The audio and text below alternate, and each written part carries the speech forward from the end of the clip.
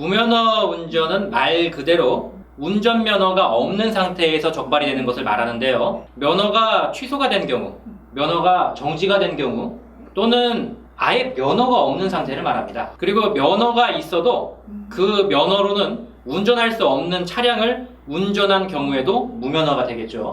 무면허 운전도 여러 가지 형태가 있는데요. 적발 종류와 사유를 좀 나눠보겠습니다. 이건 뭐 제가 기준을 잡은 거고요. 말하자면 제 기준입니다. 정지기간에 적발이 된 유형, 이 경우에는 무면허로 면허가 취소가 되고요. 취소기간 중에 적발이 된 사람, 그리고 애초에 면허를 딴 적이 없는 상태에서 적발이 된 사람 등이 있습니다. 보통 19세가 되면 면허를 따는데요. 그 이후에 면허를 따지 않고 운전을 하다가 적발되는 경우가 가장 흔하고요. 흔히 중학생이 아버지 차를 몰다가 적발되는 경우라든지, 또는 외국인이 운전면허 시험을 보지 않고 운전을 하다가 적발이 되는 경우가 있습니다. 외국인 중에는 국가 간 상호주의에 따라 인정이 되는 줄 알고 무턱대고 운전하다가 무면허로 적발되는 경우가 꽤 있습니다. 주의하셔야 되고요. 그리고 아까 말씀드렸듯이 적발 사유를 좀 살펴보면요. 먼저 정지기간을 착각해서 적발되는 경우가 있습니다.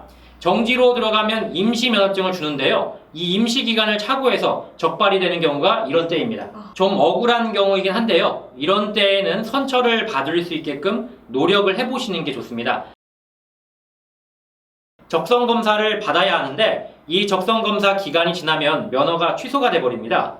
그런데 문제는 이 적성검사를 못 받아서 취소가 되는 분들이 굉장히 많다는 것입니다. 무면허로 적발이 되면 그 적발일로부터 1년 이후에 면허를 딸 수 있기 때문에 사실상 음주운전을 한 거나 마찬가지의 결과를 가져오게 됩니다. 결과만 놓고 따져보면 당사자에게는 정말 큰 손해가 되겠습니다. 사실 적성검사를 받지 않으면 취소가 된다는 사실을 도로교통공단에서 고지를 해줍니다. 적성검사 대상자에게 고지를 하고 있는데요. 우편이나 이메일 등으로 오는데요. 몇 번이나 오기 때문에 이것을 받았느냐, 받지 못했느냐가 매우 중요합니다. 만일 가족을 포함해서 누군가가 이 우편이나 이메일을 열어봤다면 그 사실만으로 향후 발생하는 무면허에 대한 고의성이 인정이 되고요. 아무도 열어보지 못했다. 그래서 우편이 반송이 됐다면 고의성이 없는 것이 되어 구제를 받을 수가 있습니다. 지금 보시는 사례가 적성검사를 받지 못했다가 면허가 취소가 된 상황인데요. 폐문부제라고 해서 사람이 죽어하지 않아서 우편이 그대로 반송이 된 거죠. 이런 경우에는 무면허를 한 경우라도 고의성이 없다고 해서 무면허가 인정이 안 되는 경우가 많습니다.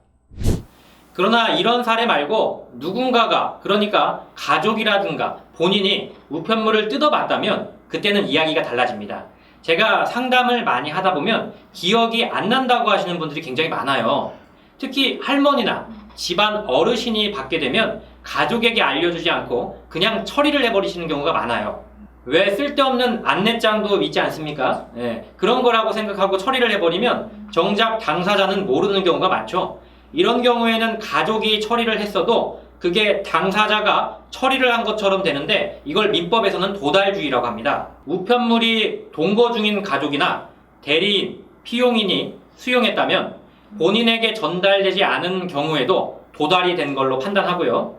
때문에 상대방이 우편물을 현실적으로 수령하거나 그 통지의 내용을 알았을 것까지는 요구하지 않습니다.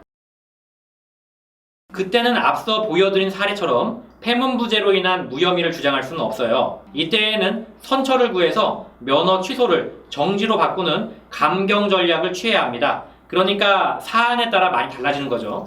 이런 때에는 선처를 구해서 취소 기간을 줄이는 수밖에 없습니다. 선처를 구하기 위해선 자신이 선처를 받을 만한 부분이 뭔지를 제대로 파악해 보시고 가능성을 저울질해 보셔야 합니다. 정리를 하자면 현실적으로 무면허 운전을 구제받을 수 있는 수단은 무혐의 처분, 기소유예, 선고유예, 행정심판, 행정소송 등 좀 다양합니다. 그런데 이게 면허가 정지해서 무면허가 적발되는 건지 면허가 아예 없던 취소 상태에서 적발되는 것인지에 따라서 먼저 절차가 다르고요. 또한 어떤 사유로 적발이 됐는지에 따라서도 앞에서 살펴봤듯 완전히 달라지는 개념이기 때문에 잘 알아보시는 게 중요합니다. 적발이 되자마자 준비를 하셔야 합니다. 먼저는 자신이 위에서 살펴본 유형 중에 어떤 유형에 속하고 또 어떤 제도를 활용할 수 있는지를 판단해야 하는데 이것 자체가 일찍 시작하면 시작할수록 더 낫다고 볼 수가 있습니다. 무면허 적발로 경찰 조사를 받기 전에 미리 서류를 준비하는 게 가장 현명합니다. 도로교통법 제152조에 나와 있는데요. 1년 이하의 징역이나 300만 원 이하의 벌금에 처해지고요.